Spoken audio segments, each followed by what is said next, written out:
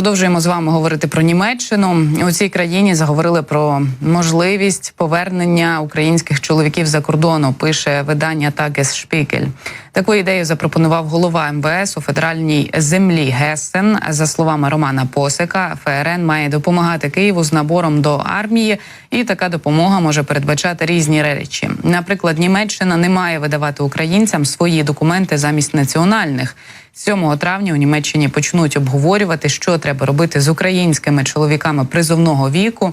Важливо підтримати обороноздатність України, каже чиновник. У той же час Німеччина хоче залишатися безпечною гаванню, тому Роман Посик називає це дилемою.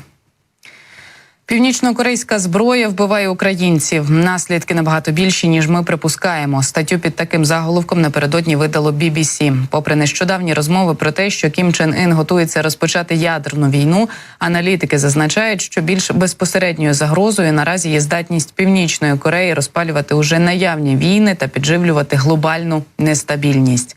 Уламки ракет, що їх 2 січня знайшли у Харкові, кишіли новітньою іноземною технікою. Більшість електронних компонентів упродовж останніх кількох років виготовлялися у США та Європі. Існував навіть американський комп'ютерний чип, виготовлений нещодавно у березні 23-го року.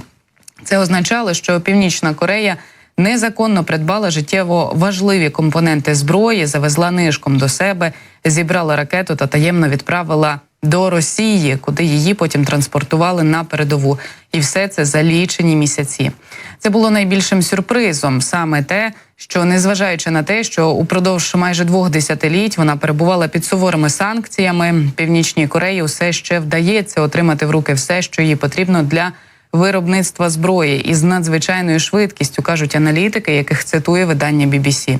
Використовуючи супутникові зображення, британські аналітики змогли спостерігати 4 російські вантажні кораблі, які курсували туди-сюди між Північною Кореєю та російським військовим портом, завантажені сотнями контейнерів одночасно. Загалом, за оцінками порталу Русі, було надіслано 7 тисяч контейнерів, наповнених понад 1 мільйоном снарядів і ракет «Градів», тих, які можна випустити з вантажівок великими залпами.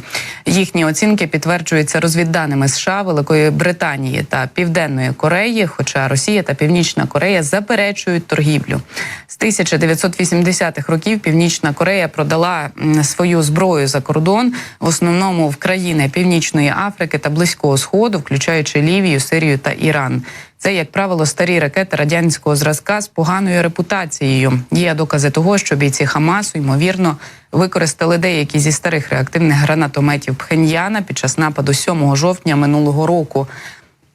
Але ракета, знайдена у Харкові 2 січня, була, здавалося, найдосконалішою ракетою малої дальності Пхеньяна. Це Хвасонг-11, здатна долати до 700 кілометрів. Перевага цих ракет полягає в тому, що вони надзвичайно дешеві. Це означає, що Росія може купувати більше і стріляти частіше. У зв'язку з цим виникає питання, скільки цих ракет можуть виготовити в КНДР. Уряд Південної Кореї нещодавно зазначив, що Північна Корея надіслала до Росії 6700 контейнерів з боєприпасами.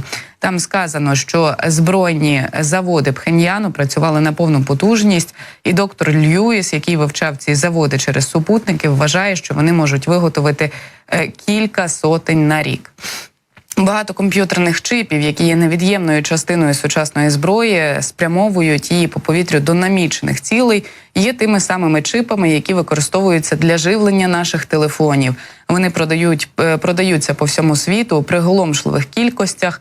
Виробники продають дистриб'юторам на мільярди, а ті продають їх на мільйони. Тобто вони часто не знають, куди потрапляє ця продукція.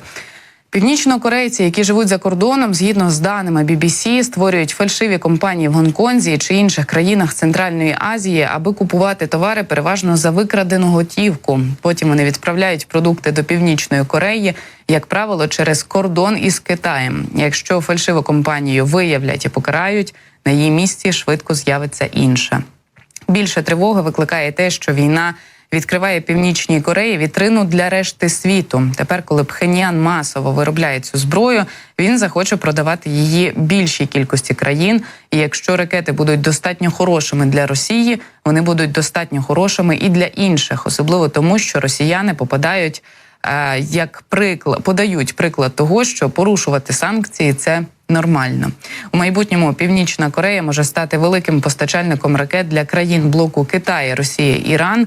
Після нападу Ірану на Ізраїль цього місяця США заявили, що дуже стурбовані тим, що Північна Корея може співпрацювати з Іраном над його програмами створення ядерної та балістичної зброї.